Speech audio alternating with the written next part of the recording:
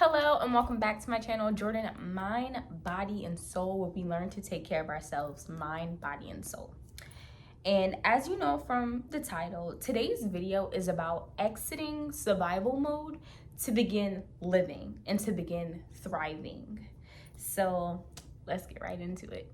So what brought about this video, just a little bit of background, is of course me coming out of my job, quitting my job, a job that I did not like, a job that I did not feel happy, fulfilled, like anything with.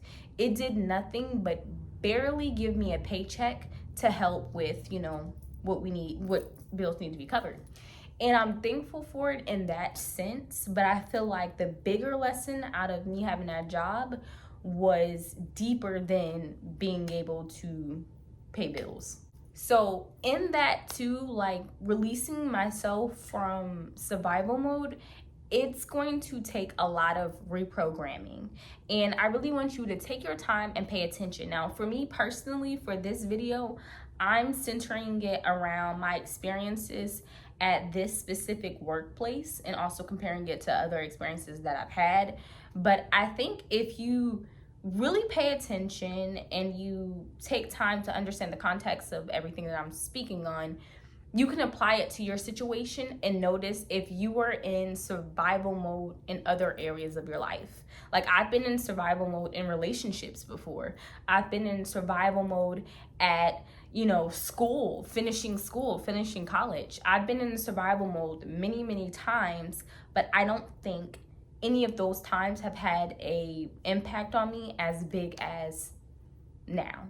So all I did was I Googled symptoms of survival mode, or what is survival mode, and it gave me like 10 different examples.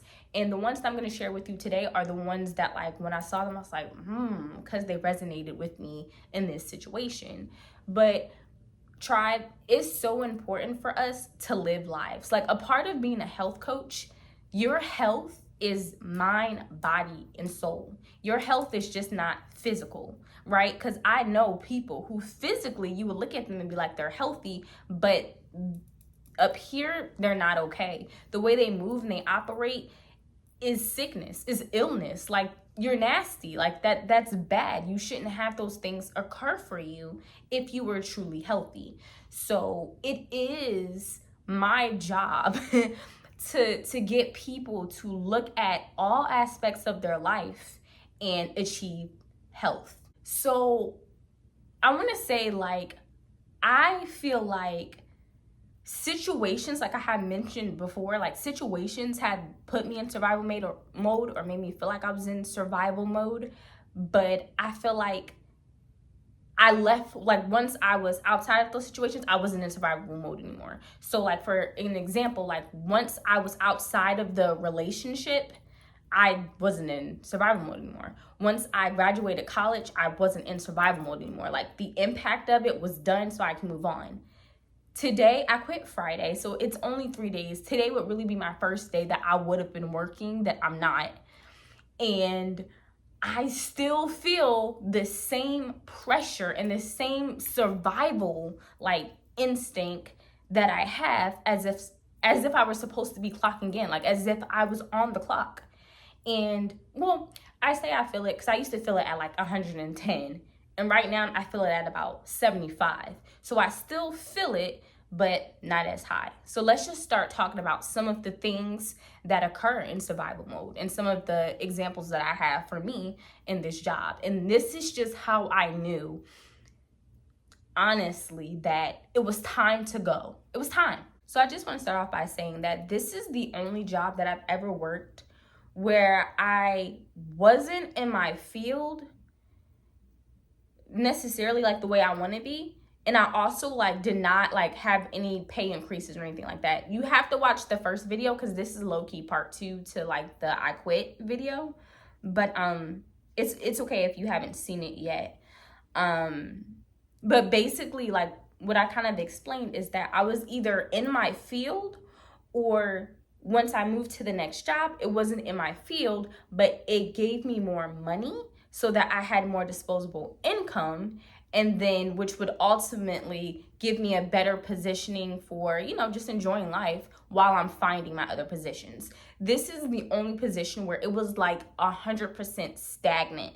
And when I learned more and when I did better and when I improved, stagnation, like nothing ever happened here to make me feel like I went from level 1 to level 2 to level 3 to level 4. Like nothing like that ever happened at this job. And if you look at like my because we had to do evaluations. If you look at my evaluations, I started off hard. Like it started off hard for me. Like call centers were so hard for me because I'm not a robot. And they basically have a script. They want you to be like, hello, and it's hard for me to do that because y'all see how I talk. Y'all see how I act. I'm a health coach. I'm a nutritionist. I'm a stretch therapist. I personally train people. I help people with yoga. I'm a certified yoga instructor. Like I'm expressive. I'm excited about things. It's hard for me to sit here and be like, hello, yes, okay, da. But let's get into it. So none of these are in any specific order. But the last one is the one that I was like, ooh, yes. That would probably be like the number one thing for me, but the rest aren't in any specific order. So the first thing that I noticed that this job gave me, and pay attention to your job in other situations, was the fight or flight instinct, right? So the fight and flight instinct we know is epinephrine and norepinephrine is what's used when your body is in like stress situations and you're either gonna get out or you're gonna be like, what's up? And you're gonna fight. Your job shouldn't put you there. Right? You're working. Like, what work are you doing? Like, your job shouldn't put you in a mood like that. I spent 2 years fighting. Like, it wasn't even like flight. I spent 2 years fighting. Fighting to understand the job. Fighting to excel. Fighting to also feel like I like gave up my dreams to have this job, and that the job was so demanding. Like the other jobs that I had, because they are like health coaching and stretching positions, they're contract positions, so they're usually part-time. So they pay you generously and it's a part-time job, but you gotta keep your clientele. A lot of those positions don't have health insurance, so there's pros and cons to everything. But I didn't feel like I was in fight or flight. If anything, it was like, okay, stack, and then if we need extra money, for a medical expense, which I usually don't have, so it wasn't a problem with me not having the medical coverage. If I needed those extra expenses, then I would just go to the doctors and pay out of pocket. That's how it was, honestly. Here, everything was a fight. Like I said, I've already named a few things that I had to fight for. I had to fight for grades. If I feel like the grade wasn't right, you have to fight to get it adjusted. Like it was all that much for making less than I made at any job. I'm constantly in a fight. Also, with a lot of call centers, I know that being over the phone or even in chats, it removes the humanity out of things. So people get a lot more bold and say a lot more things that they would not say in person. It's the same thing with YouTube. Like a lot of people say things like how I got called a monkey in a video. Who wouldn't say it to my face? Like you would not say it to my face. You damn sure wouldn't say it to my face if my man was present. Like it just creates an environment of stress. And for me, being an empath and then also being like someone who does tend to lean more on the sensitive side, I always have been. It's just how I am. I've been working on it to be less sensitive, but I'm a sensitive person. A lot of those attitudes and aggression I took on, and then also not only did I take on the anger and aggression that they gave me, but then I feel it, and I'm not a person who projects it. So I may be angry or upset, but I'm not going to be rude to you because I'm angry or upset. If you know me, you're going to notice, oh, she's a little reserved. If you personally did something, then you'll know. But other than that, if I'm angry or upset, I'm not going to treat the person making my drink at Starbucks like crap. For what? But there are people who do that. There are people who call in, they're pissed, they're mad about something with their health plan, and they're calling us. And I'm like, do you understand that this isn't your health plan, right? So it constantly put me in the position to where I felt like I was in fight or flight. And I would be answering calls. I see a call come through, I'm like, I'm rolling my eyes and I'm ready, like, what? So y'all, when y'all dealing with people who are doing fast food, or y'all dealing with people at call centers and they have an attitude, not everybody knows how to separate the two. And after a while, especially if people are having back to back to back to back to back clients, what are you going to expect? People become what they're given. So if I'm constantly being rude and being rude and being rude and being rude, why wouldn't you be rude to me? And then the next person you speak to may be nice to you, but because you're only receiving, ooh, that's a word, because it's a reflection. People are reflecting what they are getting, and that company itself reflected garbage. And let me say this something. This is a side note. As a health coach and as an entrepreneur and a person who likes to look at leaders and people in power, or CEOs, whatever it is, I like to look at the head person, like their head person. And as a health coach, of course, I'm looking at your health, but I'm looking at how you move, how you walk, how you operate, because it dwindles down into your business. The CEO of that business, I hope he's not like dealing with some like serious terminal illness. I don't think he is, other than being overweight. He could lose some weight. He looks like sick, like he looks like stress. You can tell the difference. You can tell when someone has like a sickness and you're like, okay, that person's dealing with a sickness. They're usually going to be slender, versus if a person is just like not in a healthy state, which could still be considered a sickness, yes, but you just kind of, you can differentiate. So I just say that to say that it always kept me in a position to where I was like, edgy, like what? Who's gonna say something? Does this caller have an attitude? What? I said number 3. Yes, number 3. And I'm not even like that. I'm a really nice person. So maybe it's a good thing in a sense, because it gave me a little more edge. Because at first, when people were rude and talking to me anyway, I was just like, okay, whatever.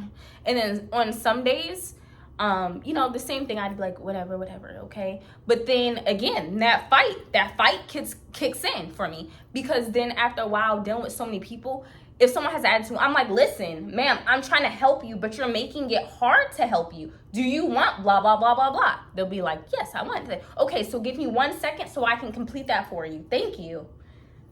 Why do I have to talk to you like that? Because you're talking to me like that, right? But that's the fight. I don't want to do that. I don't want to have to fight at a job. I don't have to fight at all. I'm really, honestly, a calm, reserved, and peaceful person. I'm cool with just putting out my positivity, going in my house and being with my family. That's it. That's all I want. So I hate it how much I still feel like I'm in a fight mode. Okay, so the next survival technique that I found myself doing was overworking. And for me, that more so meant mentally. I never picked up overtime. I never did any additional work at this job other than what had to be done, because of the structure of the job. Everything that had to be done was already a lot of work itself. And it wasn't the workload that was the problem. It was the back and forth correspondence and all the stuff that you had to do. It wasn't the workload. It was just the communication. So I wasn't overworked and tired in terms of like physically got so much work, no, but my brain never got to cut off, like never got to rest. I was constantly thinking about like what, how, next. Like it gave me a lot of anxiety, because not only that, did it have to be done, but they would put like random deadlines on you, like, hey, you got to resolve that in 3 days. Why? Because 4 days is not going to make a difference. And you're telling me that I have to keep calling this person back, but this person, it is up to them to decide if they want to proceed forward. We're waiting for them to call, and they have to wait to speak to their manager. So it became like a lot of and I'm not used to that. To me, it feels like, again, y'all, money matters. If you're going to make somebody hustle and do that much work, you got to be willing to pay them. They wasn't willing to pay us. So that is also an example of a company giving poor training or having a poor structure that doesn't support what needs to be done at the job. Because if it supported everything that needs to be done at the job, everyone who you call, like I said in the other video, the supervisors, all of them seem to have, there's only two that I really like that were cool. The rest of them seem to have some type of attitude or ego tripping. Even if you call them and it's an escalated call, they're like, hello, okay, well, what happened? And they're doing everything they can to not speak to the client. They want you to handle it. No, you get paid the big bucks, you handle it. You see what I'm saying? So, woo, it's the best breakup in my life. That's what it feels like. Right now, it feels like someone, like we've all been there in one way or another. It feels like someone who you dated and you were like, I don't know where this could go, right? And then they sound good, it seemed good at a time, and then it went on, the relationship went on way longer than it should have.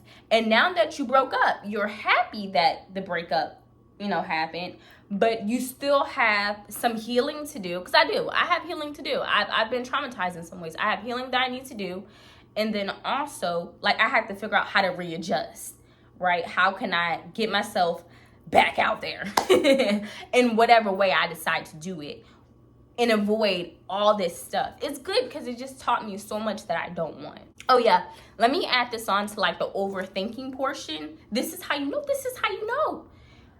I'm in my sleep trying to resolve issues at work. I've never had that. Like with all the other jobs that I had, like I said, whatever had to be done, finish it, we're done, cool.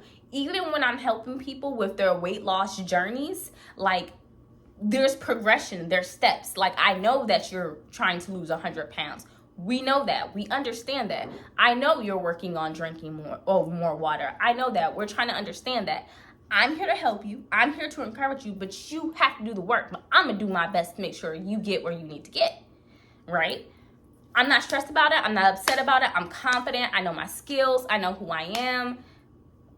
Come on. It's just I need you to follow my lead. But at that job, that does not exist.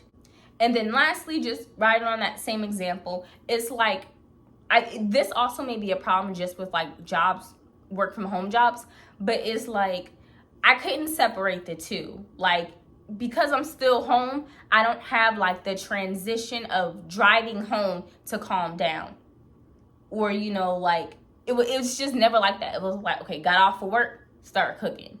You know what I'm saying? And it's like I'm already stressed out because everything from work, and then the kids are here, and I'm like, and it was just never like when your kids come home, when your man comes home, you're supposed to be like, hey baby, I miss you, hi. And I'm always like that with Legend. It doesn't matter what the case is, because I try to keep my energy up for him because he needs the best of me.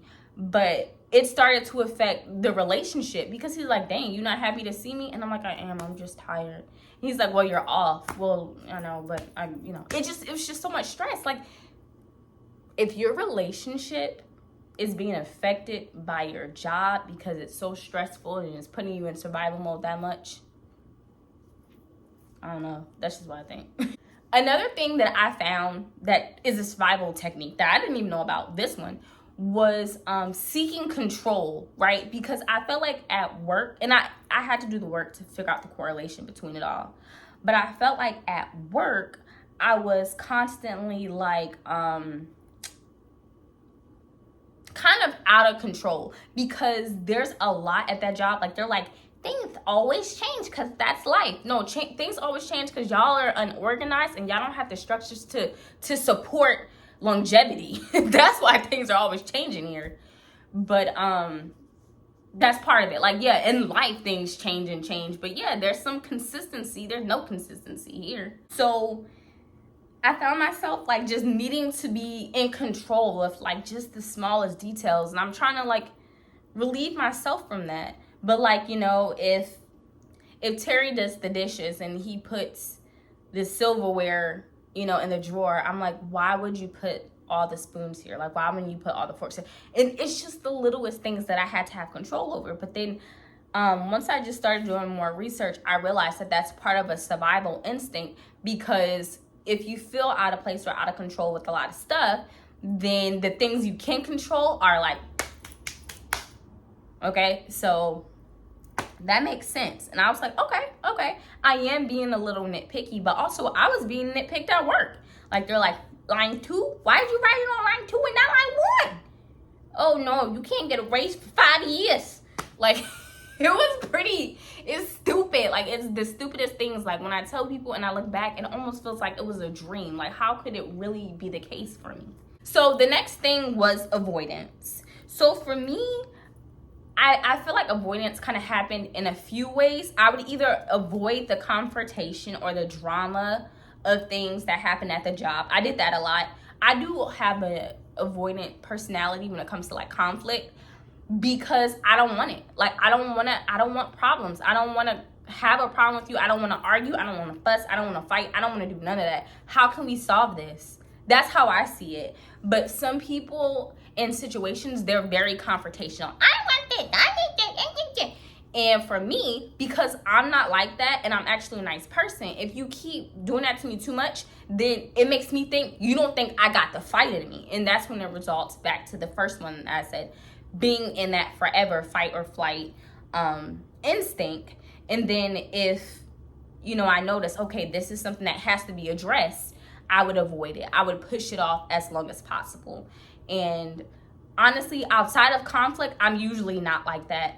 I procrastinate sometimes with some things, but usually when things get done, it's still top quality work. So I wouldn't really say I have an avoidant personality outside of that, but it made me very, very avoidant. Like, I'd be like, just hold it off. I'll call them back later because she gonna cuss me out. She gonna cuss the manager out. She gonna ask for the CDO. Like, I'll call her in 3 days. I'll call her after the weekend. And it just made me just push off a lot of stuff instead of like getting it done. And, somebody may watch this and be like, well, you're probably not meant for call centers, because they're all like that. And that's the case, because I know that I'm not, and I hope that I don't have to work at another one. But I still believe that in life, we are meant to thrive. We're meant to enjoy. We're not meant to just be in survival mode. Certain situations, yes. Certain times in your life, yes. But to be in constant survival mode, the fact that so many people even try to make that seem like it's normal is disturbing. Like, I know so many people talking to Terry and listening to his stories and other people who have gone through just some really crazy things. It's sad that they've gone through that, but what's even more sad is the fact that so many people are in survival mode to the point to where it almost seems like it's normal. Okay, so the next one, I'm gonna be completely transparent with you. It's dependency coping. And I'm not a person who's against anybody drinking some wine or beer or alcohol, whatever you drink. I'm not against anybody who wants to roll up every now and then. I'm not against any of that. I don't care. Do what you want. But for me personally, right, when I decide to engage in whatever I decide to engage in, I'm doing it because I want to, for a social interaction. Like, if you're going to a kickback, right? Or I'm going to a party, or even it's just Christmas and everybody's hanging out. You want some wine? Sure, to unwind, to be social, to enjoy. And I like wine. I like a nice dry cab. I want to enjoy it, taste the difference, add some cheese, on the side. Like, I want it to be a part of a vibe. I don't want to have to go to those things because I'm stressed out, because I need to elevate my mood, because I need to lift myself from being so low, so I have to get myself, I don't want to do that. For people, that's them. But again, as a health coach for me, I feel like that's where I kind of separate the two. And I'm not like, I guess, certified or like in a position to diagnose people, but I feel like that's when it becomes like questionable or a possible problem in the future, when you're using it to cope or to escape, not for recreation. Like, oh, I just want to today. That's why. Okay. Same thing, like if you ate, some chocolate. Why? Because I want to. But if you're like, I'm craving it, I gotta have it, that's when it becomes a problem. Or, I gotta have it because it makes me feel better. Like, you know, for me. So, that's not a part of my usual nature. So when I noticed I was leaning more toward that, that was a problem, a big problem for me. Because y'all, like I say, I'm big on health, I'm big on wellness. And for me personally, how I want to live my life and how I want my body to be, that the necessity of it goes against what I want for myself. So I'm not, you know, certified or qualified to tell anybody how to live their life in that aspect, but I do say, like, y'all, take care of yourself. If you need help with stuff like that, get help. Like, don't let things or people push you to that point. If you need help or assistance like that, please reach out to people who love and care about you, because you have to find those resources. You're meant to live and thrive, not destroy yourself. Second to last one, next is sleep disturbances. I've always been a person who would sleep, okay? When I was little, I would sleep past nap time at school. And they would wake up and everybody would be up and I'd be laying on the floor and I'm like, what's going on here? And then she's like, come on, Jordan, time to join us. And then she's writing a note like, Jordan was sleeping in class. Yeah, Jordan's sleeping in class. And my parents are like, well, Jordan slept all last night.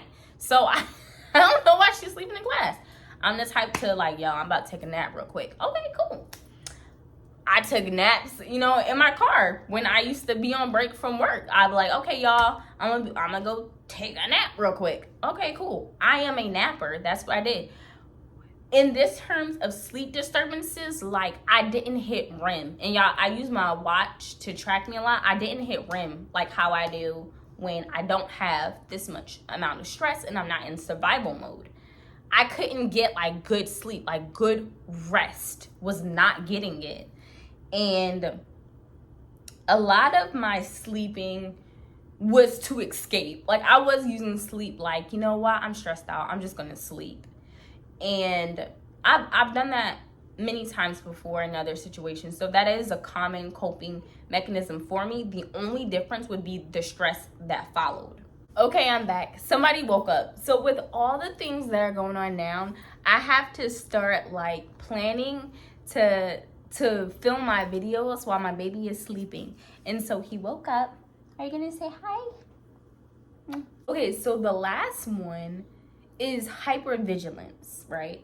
So the definition of hypervigilance itself deals with being on like the lookout for danger, like feeling alert, kind of like the feeling, this is perfect, the feeling that you would feel if you were walking to your car at night and it's dark and it's you walking to your car and your car is like past the lot, there's only one other car in the lot over here, and there's another car in the lot over by your car, and it's on and the windows are down and they're tinted so you can't see in.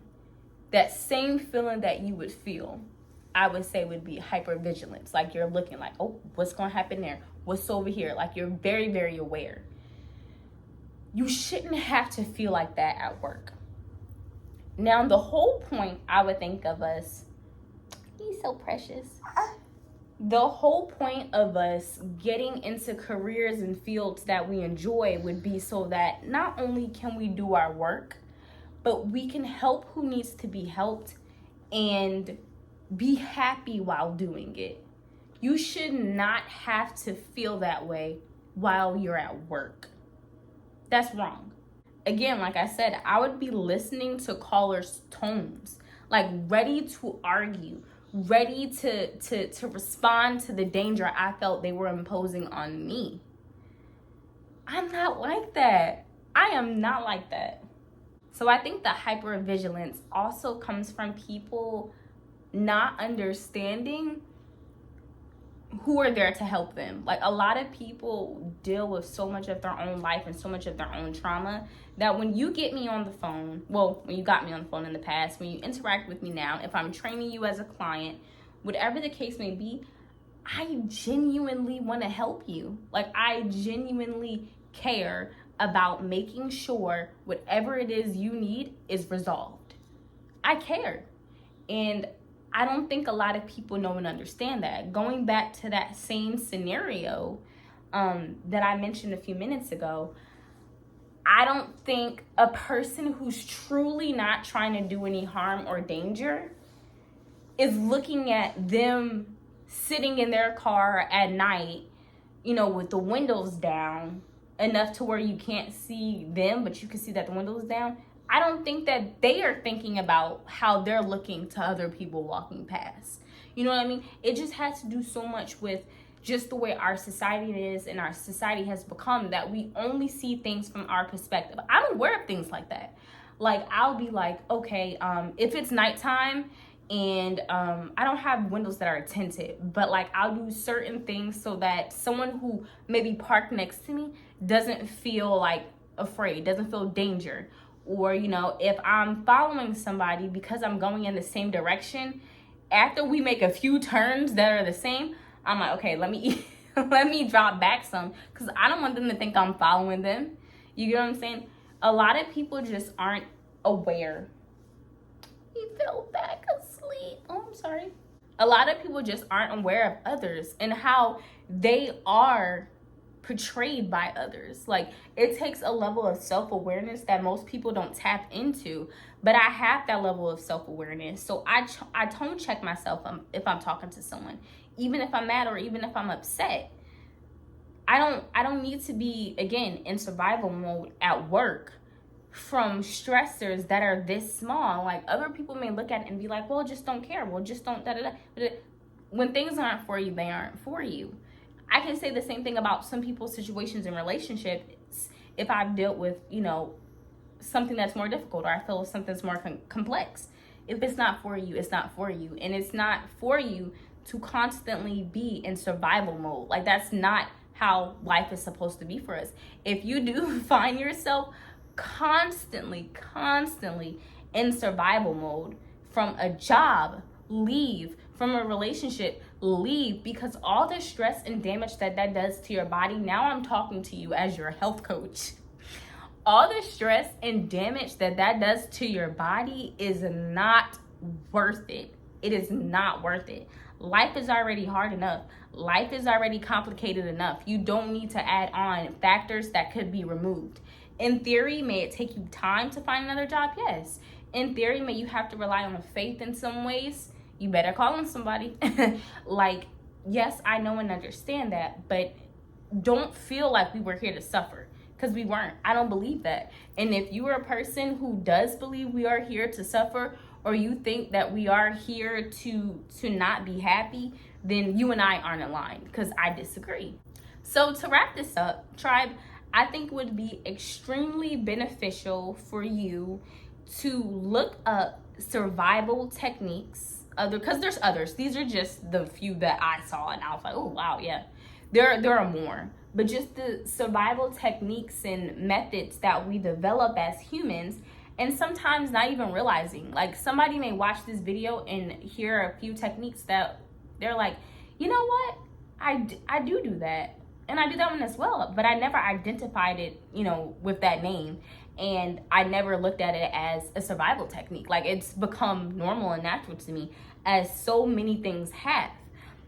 Y'all, I talk to so many different people about life.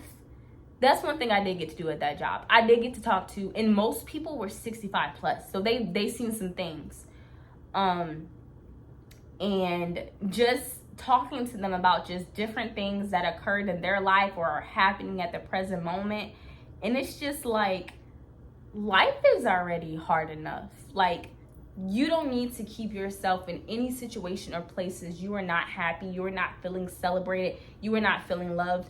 I don't care if your coworker, or if an ex-girlfriend, or if just someone who was in your position can be like, I don't know what she's talking about, I'm having a completely different experience. Then that's okay. That's their experience. There's something else that's not for them. But please take control of your life. And this is coming from me, from a person who decided to just quit their job on spot. I am thankful and I am lucky that I have the man that I have, because once it happened, I could tell it did make him a little worried and concerned, but he told me, like, you got it. You got it. I got it. We got it. Like, we've always been good. Even when things were difficult, even when we had to reevaluate, even when we had to work past whatever it is that we had to work past or work through, we are good. And he constantly reminds me of that. Even today, like, this morning when he left, I was starting to get up. I was like, oh, let me get up, let me get myself together. He was like, why? And I was like, so that I can start, planning for the videos, and, there's other stuff that I have to do. And I was like, so I can start getting stuff done. He was like, Jordan, go lay down. That's how he said it. He was like, go lay down. Why? He was like, you just quit on Friday. You had the weekend. Can you give yourself, I have an interview tomorrow. He was like, can you give yourself 2 or 3 days? Like, just calm down. Really, he wants me to relax this week. He was like, you wanted time with your baby. You got time with your baby now. He was like, he just wants to be close. It's my heartbeat. It does something. I know that they said that, like, when your baby is sleeping, or no, when your baby's in your belly, they hear your heartbeat and stuff. So my heartbeat always sends him back to sleep. He just wanted to know where I was. He woke up and I was gone. I faked a move on him. When it was time for him to lay down, I put him down, and then I just kind of laid there with him for a little bit. And then when I see he fell asleep, I was like, let me go record. And then he woke up and he's like, where's this girl? And he knows I wasn't there. So I'm right here. And I'll always be. But yes, so please look up those techniques. Save yourself. Save your life. And then I hope and pray that you have the support system that's going to support the decisions that you need. And I've even seen cases when a person didn't have the support system. They're just like, God got me. And I feel that. Like, faith has been a huge foundation for me in this, to really just know and understand who I am, and to know and understand what I want. And with my higher power that I have and I believe in, like, I know who I'm supposed to be. I know where I'm going, and I'm not accepting anything less.